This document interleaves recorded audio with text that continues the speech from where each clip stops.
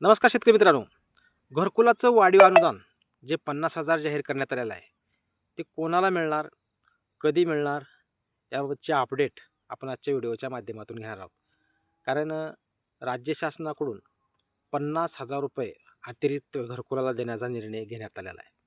त्यामुळे सर्वांनाच प्रतीक्षा आहे, ही 50,000 कधी मंजूर होणार आणि ते शेतकरी आपलं जे लाभार्थी आहेत, त्या लाभार्थ्याच्या खात्यामध्ये कधी जमा होणार, हाही खूप मोठा प्रश्न आहे. आणि त्याबाबत एक चांगली अपडेट आलेली आहे. नेमकी ₹50,000 जे राज्य शासनाकडून आपल्याला जाहीर करण्यात आलेले घरकुल लाभार्थ्यांना.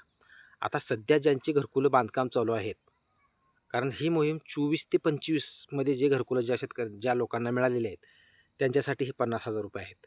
त्यामुळं सध्या ज्यांना ज्यांना घरकुलाचे पहिला असो, दुसरा असो, तिसरा असो हप्ता पडलेला आहे, अशांसाठी हे ₹50,000 अतिरिक्त मिळणार आहे.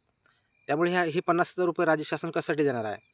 तर मित्रांनो, हे ₹50,000 मधले ₹35,000 हे आपल्याला घर बांधकामासाठी देण्यात येणार आहेत आणि उर्वरित जे ₹15,000 आहेत, ते 15,000 हे आपल्याला सौर ऊर्जेचा प्लॅन्ट आपल्या घरावर बसवण्यासाठी मिळणार आहेत.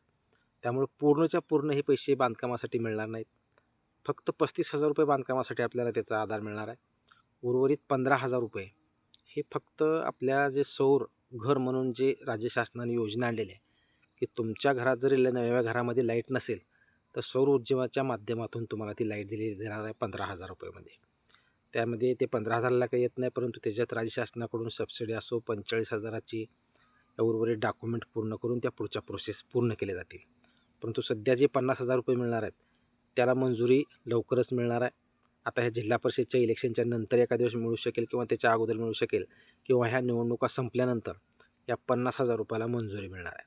त्यामुळं आपले जे उर्वरित अगोदरचे जे हप्ते आहेत, ते हप्ते तर रेग्युलर पडतीलच, परंतु त्यामध्ये हे उर्वरित 50,000 ॲड होणार आहेत. त्यामुळं सर्व घरकुलधारकांना ही एक आनंदाची बातमी द्यायची होती, की हे ₹50,000 आपल्याला मिळणार आहेत. त्याची राज्य शासनाकडून पूर्ण तयारी झालेली आहे. पुरवणी मागणीद्वारे विधानसभेच्या अधिवेशनामध्ये पैशालाही मंजूर देण्यात आलेली आहे. फक्त आता राज्य शासनाकडून GR काढून या ₹50,000ला मंजुरी देण्याचं काम राहिलेलं आहे.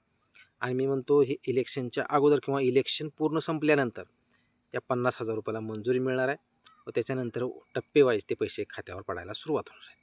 त्यामुळे ते ₹50,000 नेमके कशासाठी आहेत हे पण आपण माहिती दिली. ₹15,000 आपल्याला सौर घरसाठी मिळणार आहेत हे पण माहिती दिलेली आहे. त्यामुळं खूप जणांना वाटत होतं की हे ₹50,000 आपल्याला येणार की नाही. तरी ह्याच घरकुलाला आपल्याला 50 येणार आहे. कारण काही लोकांना काय वाटत होतं, घरकुल आले पण आता पुढच्या टप्प्यातल्या लोकांना 50,000 आहेत का सध्याच्या लोकांच्या 50ला आहेत. तर आता सध्या ज्यांचे कामं चालू आहेत, त्यांनाच हे ₹50,000 मिळणार आहेत. कारण नवीन घरकुल यादी तर विषयच नाही, ते नंतर मंजूर होईल.